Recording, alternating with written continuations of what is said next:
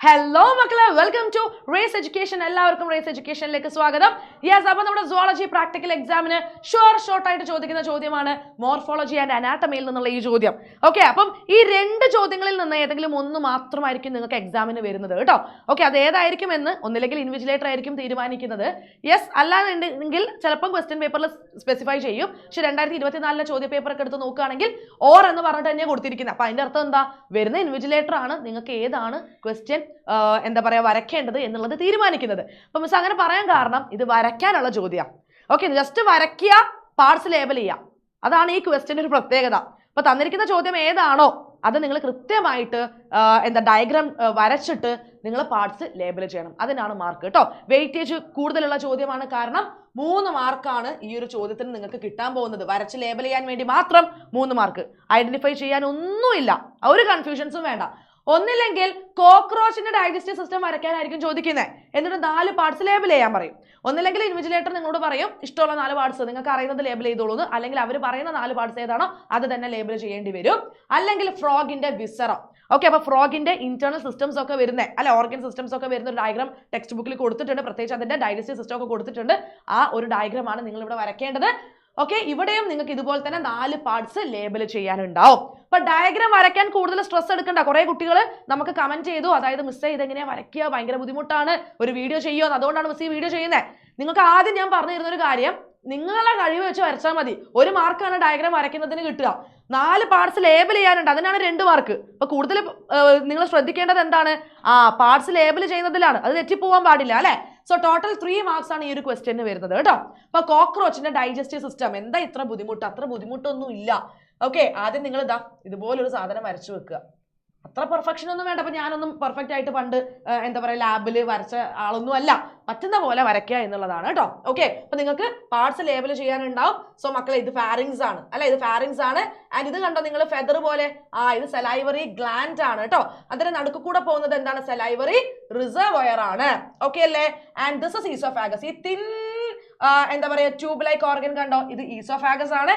ഈ വേർതിരിക്കുന്നത് കണ്ടോ നിങ്ങൾ അല്ലെ, ബാഗ് പോലെ ഇരിക്കുന്ന, പൗച്ച് പോലെ ഇരിക്കുന്ന ഭാഗം, ഇത് ക്രോപ്പ് ആണ്. ക്രോപ്പിന്റെ തൊട്ട് താഴെയാണ് എന്ത് വരുന്നത്, ഗിസാർഡ് വരുന്നത്. ഈ ഗിസാർഡിന്റെ തൊട്ട് താഴെ നിങ്ങൾക്ക് ഇങ്ങനെ കുറെ ഫിലമെന്റ്സ് പോലെയുള്ള സ്ട്രക്ചേഴ്സ് കാണാം അല്ലെ. ഇതാണ് ഹെപ്പാറ്റിക് സീക്കെ. അതിന്റെ തൊട്ട് താഴെ ഈ ചുരുണ്ട് കിടക്കുന്നത് കണ്ടോ, ഇത് മിഡ്ഗട്ട് ആണ്. മിഡ്ഗട്ടിന്റെ താഴെ നൂല് പോലെയുള്ള സ്ട്രക്ചേഴ്സ് ഉണ്ട്, ഇതാണ് മാൽപീജിയൻ ട്യൂബ്യൂൾസ്. അത് കഴിഞ്ഞാൽ കോളൻ ഉണ്ട്. ഓക്കെ, കോളന്റെ മുന്നേ എന്തുണ്ട്, ഈലിയം ഇല്ലടാ, ഈലിയം ഉണ്ട് അല്ലെ. യെസ്, മാൽപീജിയൻ ട്യൂബ്യൂളിന്റെ തൊട്ട് താഴെ ഈലിയമാണ് വരുന്നത് കേട്ടോ, ഇത് ഈലിയമാണ്. അത് കഴിഞ്ഞിട്ടാണ് കോളൻ വരുന്നത്. ആൻഡ് അറ്റ് ലാസ്റ്റ് എന്തുണ്ട്, റെക്ടം ഉണ്ട്. ഓക്കെ, റെക്ടം ഉണ്ട്. ഇത്രയേ ഉള്ളൂ. കറക്റ്റ് ഒരു ഓർഡറിൽ നിങ്ങൾ പാർട്സ് പഠിക്കുക. ഇതിൽ എനിക്ക് തോന്നുന്നു 4 പാർട്സ് ആണ് വരിക അല്ലെ. ആ 4 പാർട്സ് ഏറ്റവും കൂടുതൽ ചോദിക്കാറുള്ളത് ക്രോപ്പ്, ഗിസാർഡ്, അതേപോലെ ഹെപ്പാറ്റിക് സീക്കെ, പിന്നെന്താണ് മാൽപീജിയൻ ട്യൂബ്യൂൾ. ഇതൊക്കെ ആയിരിക്കും ഏറ്റവും കൂടുതൽ ചോദിക്കുക. സലൈവറി ഗ്ലാൻഡ്, ഇതൊക്കെ പഠിക്കാൻ ഈസിയാണ്, ലേബൽ ചെയ്യാൻ ഭയങ്കര ഈസിയാണ്. ഓക്കെ, അപ്പൊ നിങ്ങൾ എന്തായാലും തലേ ദിവസം പഠിക്കുന്ന സമയത്ത് ഒരു 3 പ്രാവശ്യമെങ്കിലും ഡയഗ്രാം വരയ്ക്കാൻ പഠിക്കണം. വരച്ച് പഠിക്കുക കേട്ടോ, ശ്രമിക്കുക, ഒക്കെ പറ്റും. വിസറ ഫ്രോഗ്, ഈ ഒരു ഡയഗ്രാമാണ് നിങ്ങൾക്ക് ഉണ്ടാവാറ്. അപ്പൊ ഈ ഒരു ഡയഗ്രാം വരയ്ക്കല് എനിക്ക് തോന്നുന്നു കോക്രോച്ചിനേക്കാൾ കുറച്ചും കൂടി ഒരു ബുദ്ധിമുട്ടുണ്ട് അല്ലെ. അപ്പൊ പാർട്സ് ഒക്കെ നിങ്ങളൊന്ന് നോക്കിക്കേ. ഇത് ഈസോഫാഗസ് ആണ്. ഓക്കെ, ആൻഡ് ഈ ബ്രൗൺ കളറിൽ കൊടുത്തിരിക്കുന്നത് എന്താ, അത് ലിവർ ആണ്. ഇത് ഹാർട്ടാണ്, ഈസിയാണ്. പച്ച കളറിൽ കൊടുത്തിരിക്കുന്നത് എന്താണ്, ഇത് ഗോൾ ബ്ലാഡർ. ആൻഡ് ഇത് എന്താണ്, ലങ്സ് ആണ്. ദിസ് ഇസ് ഫാറ്റ് ബോഡീസ് അല്ലെ, ഇത് ഫാറ്റ് ബോഡീസ് ആണ്.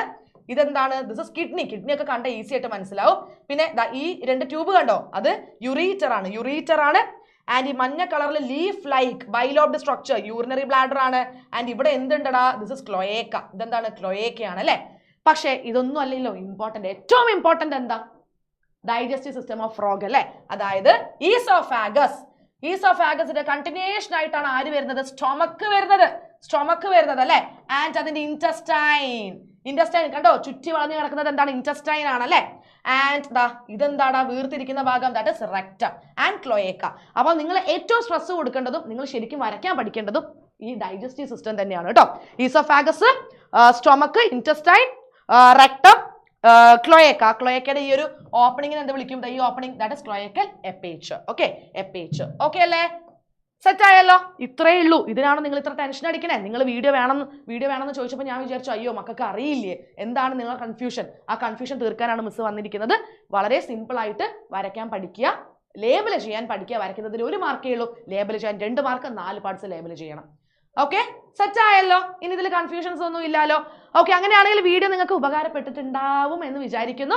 അപ്പോൾ നിങ്ങൾ മാക്സിമം ഫ്രണ്ട്സിന് ഷെയർ ചെയ്ത് കൊടുക്കുക. വീഡിയോ ഇഷ്ടപ്പെട്ടുണ്ടെങ്കിൽ ലൈക്ക് ചെയ്യുക, സബ്സ്ക്രൈബ് ചെയ്യാൻ മറക്കരുത്, സബ്സ്ക്രൈബ് ചെയ്യുക. ആൻഡ് പ്രാക്ടിക്കലിന്റെ ബാക്കി ബോട്ടണി, സുവോളജി വീഡിയോസ് നമ്മൾ ചാനലിൽ അപ്ലോഡ് ചെയ്തിട്ടുണ്ട്. അതും നിങ്ങൾ എന്ത് ചെയ്യുക, കാണുക, കണ്ടിട്ട് എക്സാമിന് പോവുക കേട്ടോ. ഓക്കെ അല്ലേ? സോ നമ്മൾ അടുത്ത വീഡിയോയിൽ കാണും. Till then Tata.